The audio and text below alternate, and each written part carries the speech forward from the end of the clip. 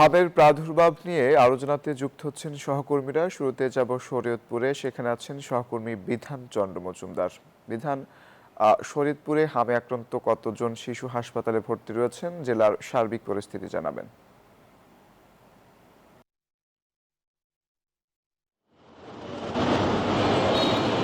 অঙ্কুর, দেখুন গতকালকে কিন্তু এই শরীয়তপুর সদর হাসপাতালে হাম রোগে আক্রান্তর সংখ্যা ছিল 9 জন। আজ কিন্তু সেই সংখ্যাটি বেড়ে দাঁড়িয়েছে 14 জন। অর্থাৎ হাম রোগে যে প্রাদুর্ভাব সেটি কিন্তু ইতিমধ্যে ছড়িয়ে পড়েছে। আমরা দেখেছি শরীয়তপুর সদর হাসপাতাল থেকে যে বিভিন্ন বয়সী মানুষ কিন্তু এই হাম রোগে আক্রান্ত হয়ে আসছেন। বিশেষ করে এখানকার যে শিশুরা রয়েছেন, শিশুরা কিন্তু বেশি আক্রান্ত হয়েছে বলে আমাদেরকে জানিয়েছে চিকিৎসকরা। আমরা দেখেছি শরীয়তপুর যে শিশু ওয়ার্ডটি রয়েছে, সেই শিশু ওয়ার্ডের কিন্তু ধারণ ক্ষমতা 15 জন, আর তার বিপরীতে কিন্তু ইতিমধ্যে চিকিৎসা নিয়েছেন 162 জন বিভিন্ন রোগে আক্রান্ত হয়ে। সেখান থেকে কিন্তু অনেকে যারা জ্বর, কাশি, ঠান্ডা আক্রান্ত হচ্ছে, সেখান থেকে কিছু শিশু কিন্তু আবার হাম রোগে আক্রান্ত হচ্ছে। পরবর্তীতে কিন্তু তাদের যে আইসোলেশন ওয়ার্ডটি রয়েছে সেই ওয়ার্ডটিতে নিয়ে এসেছেন। তো চিকিৎসকরা বলছেন যে এই হামে আক্রান্ত হলে আতঙ্কিত হওয়ার কিছু নেই, পাশাপাশি সচেতনতাই জরুরি। তারা বলছেন যখনই কেউ যদি হামে আক্রান্ত হয় সেই উপসর্গগুলো লক্ষ্য করা যায়, তাহলে কিন্তু সেক্ষেত্রে তাদের দ্রুত চিকিৎসকের কাছে নিয়ে আসতে হবে। এতে করে যদি সঠিক চিকিৎসা সঠিক সময় পায়, তাহলে কিন্তু এই রোগের যেই সঠিক চিকিৎসা কিন্তু পাওয়া যায় বলছেন। আমরা কথা বলেছি এখানকার রোগীদের সাথে। রোগীদের কিন্তু একটি অভিযোগ রয়েছে, কেননা শরীয়তপুর সদর হাসপাতালটির ইতিমধ্যে একটি নতুন ভবনে কাজ চলমান রয়েছে, যেটি এখন পর্যন্ত কিন্তু শুরু করা যায়নি। ফলে কিন্তু দেখা যায় যে শিশুগুলো এই বিভিন্ন রোগে আক্রান্ত হয়ে আসছেন, পরবর্তীতে তাদের কিন্তু গাদাগাদি করে এক প্রকার থাকতে হচ্ছে। সেক্ষেত্রে হাম রোগের যে প্রাদুর্ভাব সেটিও কিন্তু বেড়ে যাচ্ছে। তো তারা বলছেন অতি দ্রুত যদি নতুন হাসপাতালের ভবনটি চালু করা যায়, তাহলে যেই বাচ্চারা, শিশুরা আসবে যারা হাম রোগে আক্রান্ত, তাদের জন্য আলাদা, এবং যারা অন্যান্য রোগের উপসর্গ নিয়ে আসবে তাদের কিন্তু আলাদাভাবে স্থানান্তর করতে সুবিধা হবে বলতে তারা মনে করছেন। পাশাপাশি মায়েরা বলছেন যদি হামের প্রাদুর্ভাব অতি দ্রুতই ছড়িয়ে পড়ে, তাহলে সেক্ষেত্রে কিন্তু তাদের যে সন্তানরা রয়েছে, সন্তানদের কিন্তু তারা বিভিন্ন বিদ্যালয়ে পাঠাতে চাচ্ছে না। আমরা কিন্তু সিভিল সার্জনের সাথে কথা বলেছি। সিভিল সার্জন যেমনটি বলছিলেন যে তারা কিন্তু ইতিমধ্যেই নানা উদ্যোগ নিয়েছে হামরোগ মোকাবেলা। তারা কিন্তু বিভিন্ন হসপিটালে বিশেষ করে আইসোলেশন ওয়ার্ড তারা রেখেছে। পাশাপাশি তাদের স্বাস্থ্যকর্মীরা বাড়িতে বাড়িতে গিয়ে কিন্তু মানুষকে সচেতন করছে এবং বলছেন দ্রুত কিন্তু এই হামে আক্রান্ত হলে হাসপাতাল নিয়ে আসতে।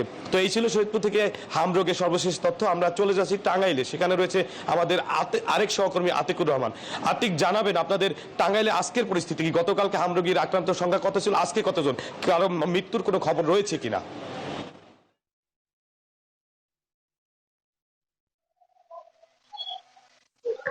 ধন্যবাদ বিধান। আপনি জানেন যে টাঙ্গাইলের কিন্তু আসলে হামের আক্রান্ত সংখ্যা কিন্তু রোগী বেড়েই চলছে, এবং আপনি জানেন যে গতকাল কিন্তু 16 জন, অর্থাৎ 16 জন রোগী ভর্তি ছিল, এবং সেখানে কিন্তু আরো প্রায় 5 জন কিন্তু রোগী ইতিমধ্যেই কিন্তু 24 ঘন্টায় ভর্তি হয়েছে। এবং এখন পর্যন্ত কিন্তু এই টাঙ্গাইলে 21 জন হাম রোগের কিন্তু চিকিৎসা তারা নিচ্ছেন, এবং এই পর্যন্ত কিন্তু এই হাম রোগের আক্রান্ত হয়ে 2 জন শিশু কিন্তু মারা গিয়েছে। এবং যারা চিকিৎসক রয়েছেন তারা বলছেন যে আসলে হামের যে তাদের যে চিকিৎসা, সেই চিকিৎসা যে সেই আইসোলেশন করা হয়েছে, এবং টাঙ্গাইলের যে 12টি উপজেলা রয়েছে সেই 12টি উপজেলা কিন্তু এই যে হামের যে চিকিৎসা, সেই চিকিৎসার যে আইসোলেশন সেটিও কিন্তু প্রস্তুত রাখা হয়েছে। এবং টাঙ্গাইলে কিন্তু এটি আসলে বেড়েই চলছে। এই পর্যন্ত কিন্তু 26 জন চিকিৎসা নিয়েছে এই হামের যারা আক্রান্ত রয়েছেন। তবে প্রতিদিনই কিন্তু হামের যে রোগী সেটি কিন্তু বেড়েই চলছে। তবে যারা রোগী নিয়ে আসছেন তারা কিন্তু অনেকটাই আতঙ্কিত হয়ে আসছেন, এবং ডাক্তার বলছেন যে আসলে এটি আতঙ্কিত হওয়ার কিছু নেই। পর্যাপ্ত পরিমাণ টাঙ্গাইলের যে জেনারেল হাসপাতাল রয়েছে সেই হাসপাতালে কিন্তু চিকিৎসা দিতে তারা সক্ষম রয়েছে। তো এই ছিল আমার কাছে সর্বশেষ। টাঙ্গাইল থেকে আমাদের আরেক সহকর্মী রয়েছে ফরিদপুর, সোহাগ, সেখান থেকে জানাবেন হামের সর্বশেষ পরিস্থিতি। সোহাগ।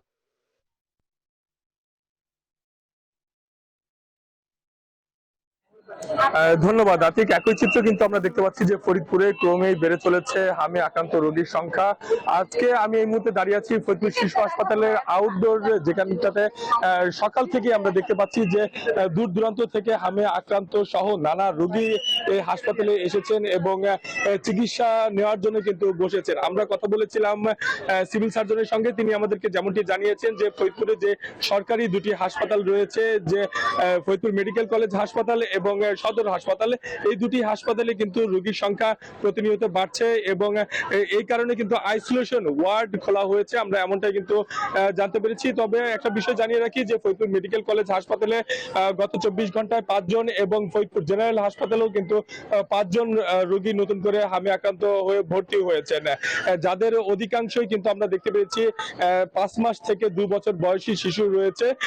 আমরা আর যেটা জানতে পেরেছি যে এই দুটি হাসপাতালে মোট 39 জন শিশু হাসপাতালে চিকিৎসা নিচ্ছেন এবং তারা সকলেই কিন্তু হামের উপসর্গ নিয়ে ভর্তি হয়েছেন। এর মধ্যে কিন্তু আমরা যে এটা জানতে পেরেছি এবছর হামে আক্রান্ত হয়ে একজন শিশুর মৃত্যু হয়েছে গত পরশুদিন, তার 7 মাস বয়সী সেই শিশু ছিল। তবে এই ধরনের যেই হামে আক্রান্ত রোগী রয়েছে তাদের মধ্যে সবচেয়ে সমস্যা দেখা দিয়েছে যে চোখে এবং মুখে, এই দুই জায়গায় কিন্তু বেশি আঘাত হানছে হামজনিত যে এই রোগ রয়েছে সেটিতে, যার কারণে চোখ খুলতে পারছে না ছোট ছোট শিশু রয়েছে এবং চোখের যে লালচে ভাব সেটা কিন্তু আমরা লক্ষ্য করতে পারছি। তো বলা যায় যে ফরিদপুর শহরে প্রতিনিয়ত এই হামের উপদ্রব বৃদ্ধি পেয়ে চলেছে। তবে সরকারি ভাবে যেটা জানতে পেরেছি যে আগামীকাল থেকে সকল জেলা এবং উপজেলা পর্যায়ে কিন্তু এই হামের টিকা প্রদান করা হবে। তবে সেই ক্ষেত্রে বলা যায় যে যদি হামের প্রাদুর্ভাব কিছুটা কমে। তো এই ছিল আমার কাছে হামের সর্বশেষ সংবাদ। ফিরবো স্টুডিওতে আপনার কাছে। অঙ্কুর, ধন্যবাদ আপনাদেরকে।